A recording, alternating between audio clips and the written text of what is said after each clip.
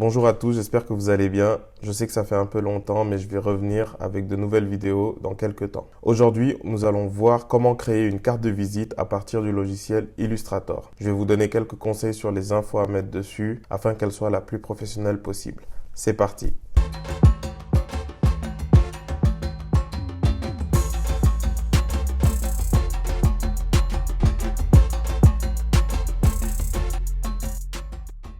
Donc tout d'abord, on se rend sur Illustrator.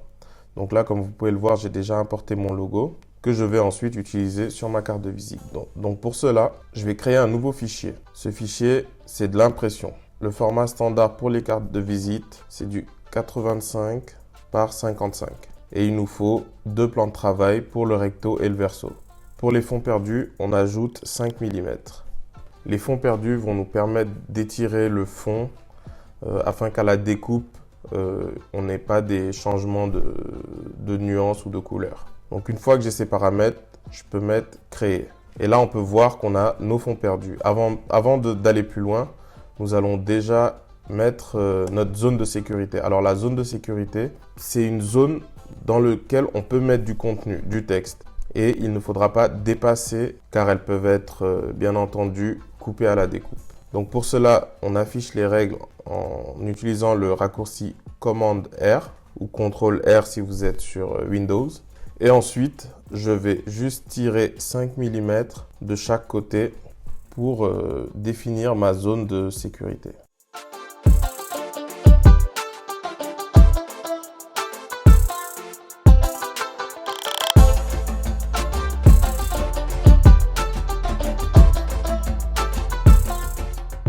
Donc voilà, j'ai verrouillé les repères, donc là, je ne peux plus les bouger. Donc je vois que la zone ici, en dehors de la carte, sont les fonds perdus de 5 mm.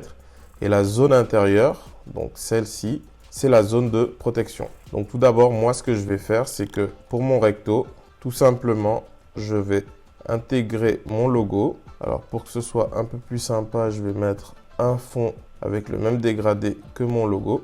Donc là, on a juste les dimensions de la carte. Je vous invite à l'étirer jusqu'au fond perdu. Et là, je le mets en arrière-plan. Je sélectionne mon logo et je le mets en blanc. Donc, je l'aligne bien au centre. Et voilà. Là, on a mon recto. Pour moi, ça me suffit. Pour le verso, je vais juste mettre un fond blanc.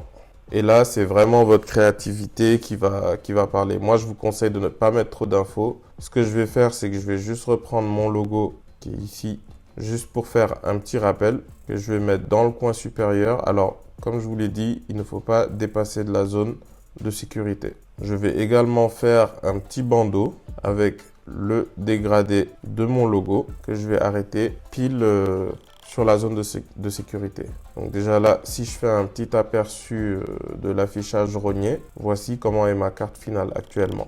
Ce que je vais faire ensuite, c'est que je vais mettre le prénom et le nom de famille. Je choisis une police qui me plaît ou alors la police qu'on a définie dans notre charte graphique.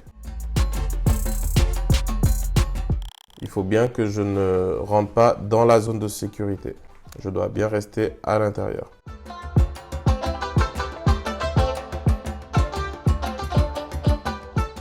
Ensuite, là, je vais rajouter la fonction.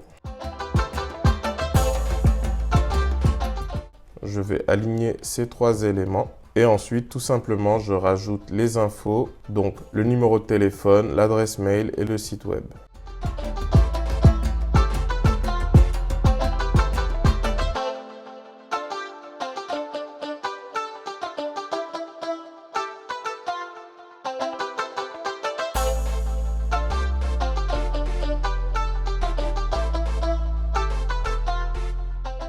Et donc voilà, pour moi, ça c'est une carte de visite simple, professionnelle et qui passe partout. Je peux éventuellement rajouter des infos si par exemple j'ai besoin de préciser que je fais du graphisme, de l'illustration, etc.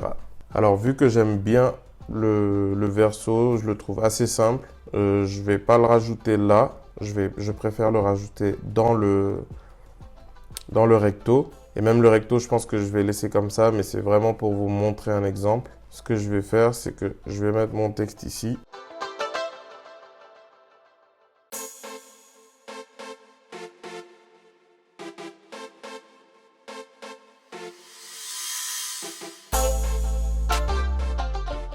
Alors, ces infos ne sont pas obligatoires, mais si certains pensent qu'il faudrait préciser peut-être les métiers qu'ils font, ils peuvent le rajouter sur le recto ou sur le verso. Mais je conseille de ne pas mettre trop d'informations. Plus c'est simple, mieux c'est. Donc maintenant, on va passer sur Photoshop pour faire le mock-up et je vous montre à quoi ça ressemble.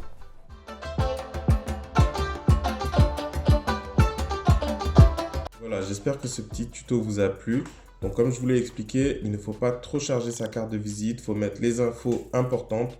Donc le métier, l'entreprise, la fonction, le numéro de téléphone, l'adresse mail, peut-être le site web, le petit logo et c'est parfait pour être assez simple et professionnel. Donc comme je vous l'ai dit, je vous invite à vous abonner à la chaîne car je vais sortir de plus en plus de vidéos qui vous permettront d'évoluer dans le domaine du graphisme, dans la retouche photo, dans la photo et bien plus encore. Je vous invite également à cocher la cloche des notifications afin d'être au courant de toutes les nouvelles vidéos qui vont sortir. Merci et à bientôt. Ciao.